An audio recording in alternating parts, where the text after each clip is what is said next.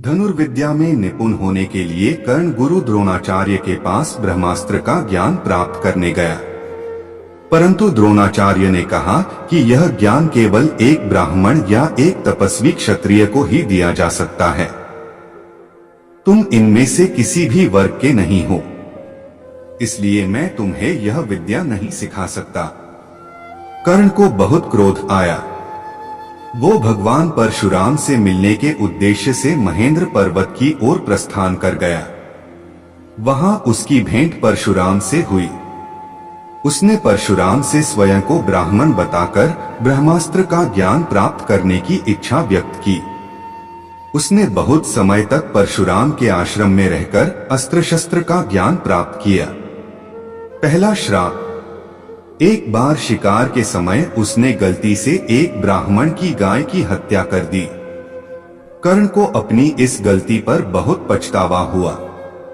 उसने ब्राह्मण को पूरी बात बताकर क्षमा मांगी, परंतु अपनी सबसे प्यारी गाय की हत्या की बात सुनकर ब्राह्मण का चेहरा गुस्से से लाल हो गया और उन्होंने उससे कहा, तुम्हारे इस अपराध का दंड मृत्यु होना चाहिए।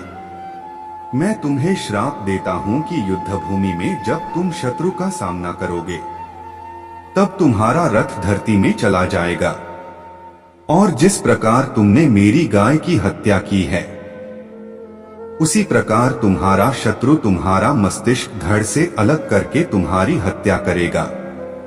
और दोस्तों, इसी कारण महाभारत युद्ध में कर्ण के रथ का पहिया धरती में फंस गया था और अर्जुन ने अवसर देख उसका वध कर दिया।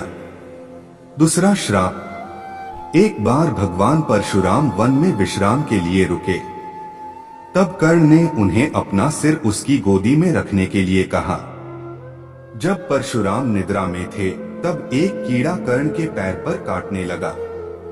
उसने इतना गहरा घाव कर दिया कि उसके पैर से रक्त निकलने लगा, परंतु गुरु की नींद में विघ्न न पड़े, इसलिए वो पीड़ा सहन करता रहा।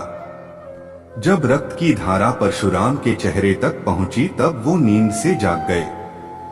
जब उन्होंने उस कीड़े को कर्ण के पांव पर देखा तो परशुराम समझ गए थे कि इतनी पीड़ा कोई ब्राह्मण नहीं सहन कर सकता, कर्ण अवश्य ही क्षत्रिय है।